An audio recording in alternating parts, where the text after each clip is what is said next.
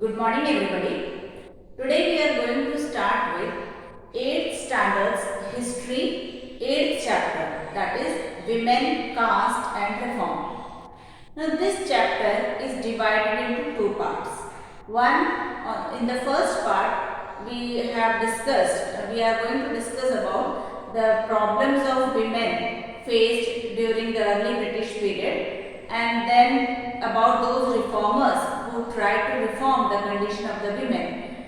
And in the second part, we will study about the problems of caste system prevailing in India and those reformers who tried to remove this caste system. So let us start with the first part of the chapter, that is women. Now children, if you ever think of those women who lived almost 200 years ago in India, it is very difficult to imagine about their life in India. Today, women can go to school or girls can go to school. They can study with the boys and then they can go to colleges, universities. Then they can take up the job as they like. Then they can marry according to law. They can marry anybody whom they like, or from any caste or community they can marry. And even if somebody is widow, they can remarry.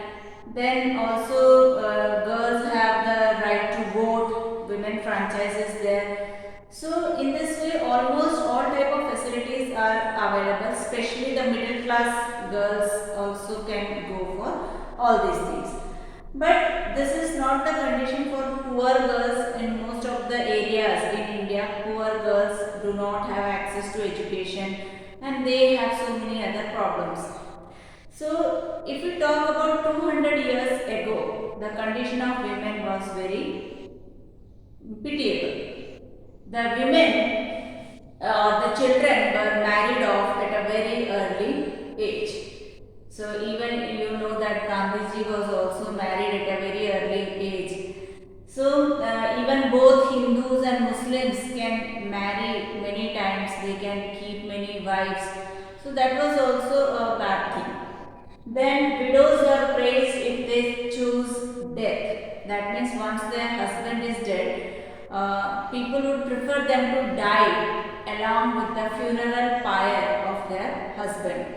And if she dies in such a way, then such women were called as sati, or virtuous women or pure women. So people wanted them to die along with the husband. Now, some of them willingly did it, some of them were forced to do it. So, anyway, both of them were called as sati. They were burnt alive along with the funeral pyre of their husbands.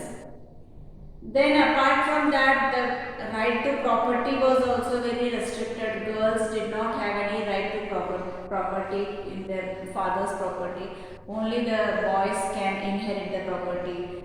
Then, regarding the access to education, also the women were not allowed to go to school. They were not allowed to study in many of the families, and in many of the areas, they believed that if women will become educated, she will become widow. So, because of this wrong nation, the people did not want to send their girl child to school.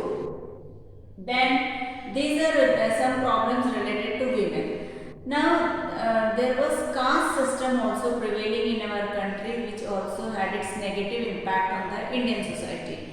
The caste system means in India the people were divided into four castes. So the Brahmins and the Kshatriyas were considered as the upper caste. They enjoyed all the privileges.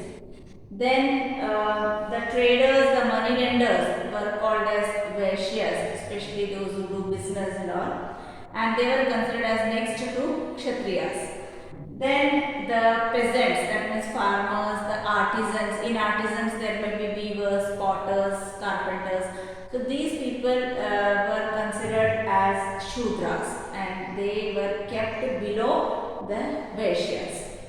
Now, after Shudras, there was a lowest rung, that means the lowest part of the society, and that was occupied by those people who work to keep the cities and villages clean. So they used to do the cleaning work.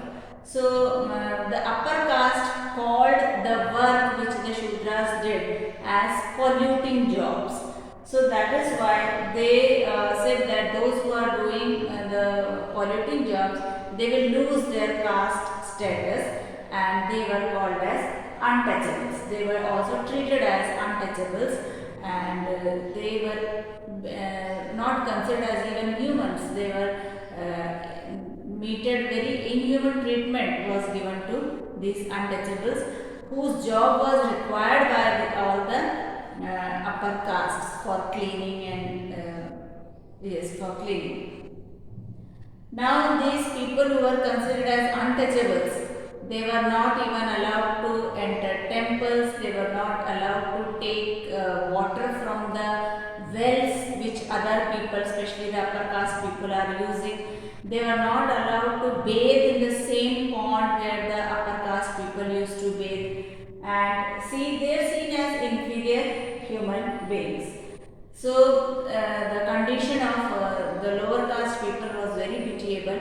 So this was the condition of India in the almost 100 to 200 years back. But later on, slowly, during the 19th century and the 20th century, the people's mentality started changing, the norms and the perceptions changed, and a lot of changes occurred in the society. So in the next module, we will see what were those.